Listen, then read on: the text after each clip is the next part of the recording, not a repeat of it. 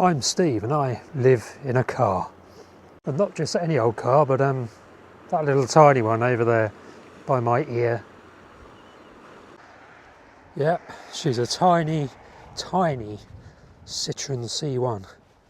And it means I can live with a view like this. This is the West Country of England. Meet Flea. She's so tiny she doesn't even have back doors.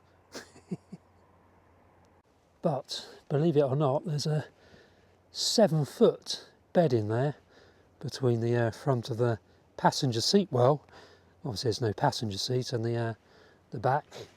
And yes, I did get a parking ticket.